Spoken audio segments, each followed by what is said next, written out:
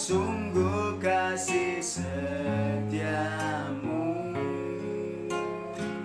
nyata sungguh perlindunganmu. Tak satu kuasa mampu pisahkan aku dari kasih-Mu. Bapa,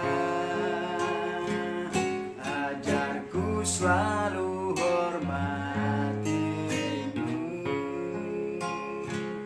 ajarku turut perintah-Mu, berikan ku hati ku menyembah-Mu dan bersyukur setiap waktu, seperti Bapa sayang anaknya,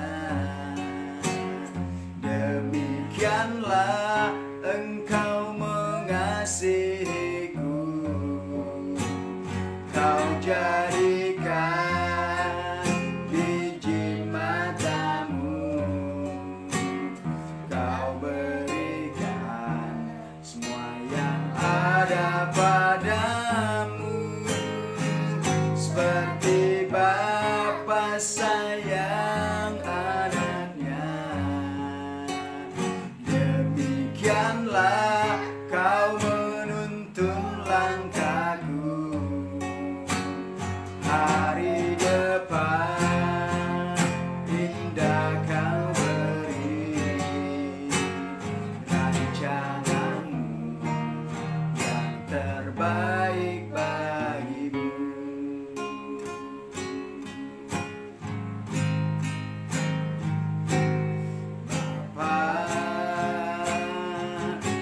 Besar sungguh kasih setiamu,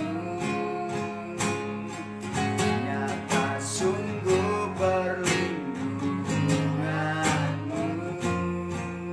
Tak satu kuasa mampu pisahkan aku dari kasih-Mu. Bapa,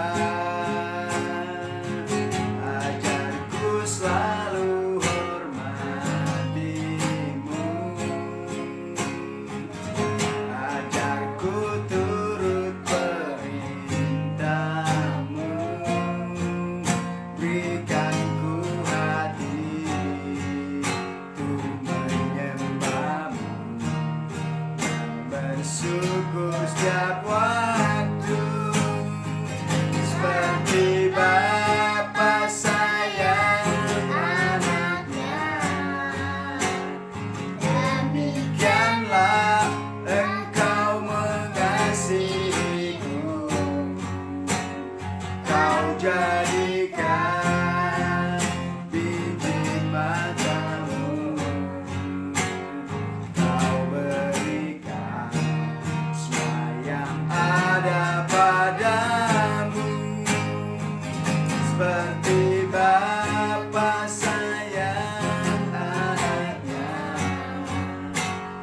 demikianlah Kau menuntun langkahku.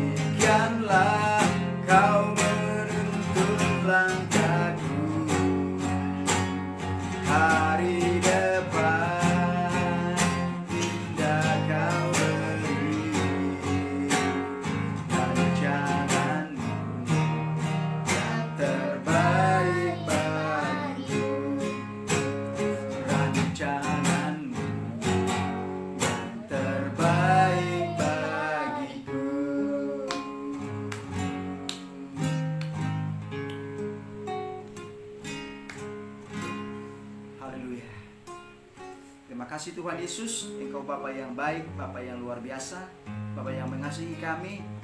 Seperti Bapa sayang anaknya, demikianlah Engkau mengasihi kami Tuhan. Kami bangga punya Allah seperti Engkau, yang selalu memberikan yang terbaik buat kami. Terima kasih Bapa buat kebaikan Tuhan, buat anugerah-Mu. Ketika kami salah, Engkau tegur kami. Ketika kami jauh dari Tuhan, Tuhan ingatkan kami supaya kami kembali kepada Tuhan dan selalu datang kepada Engkau dan menyerahkan hidup kami kepada-Mu. Terima kasih Bapa, terima kasih Tuhan Yesus, pentingkan dan dipermuliakan dalam seluruh keberadaan hidup kami. Dalam nama Yesus, dan sebentar hamba kami akan firman Tuhan renungan singkat. Pentingkan dan dipermuliakan dalam nama Yesus. Kami bersyukur, haleluya, amin.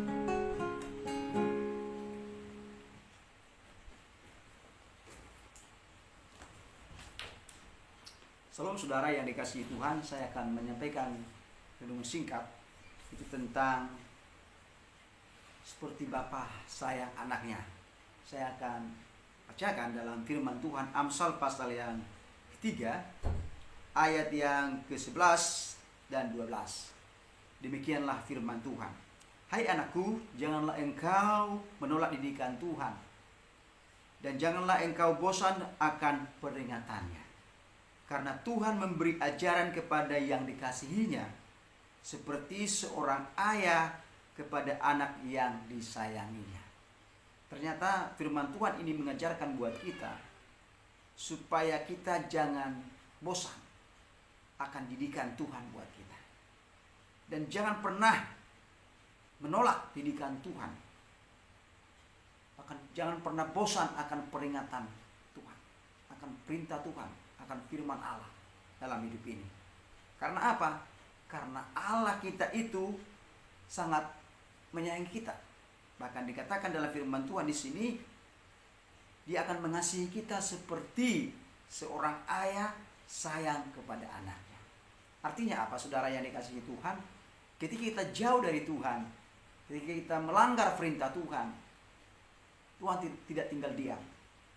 Dia akan menegur kita, Dia akan mendidik kita, bahkan menghajar kita, supaya kita kembali kepada Tuhan, supaya kita kembali datang kepadanya.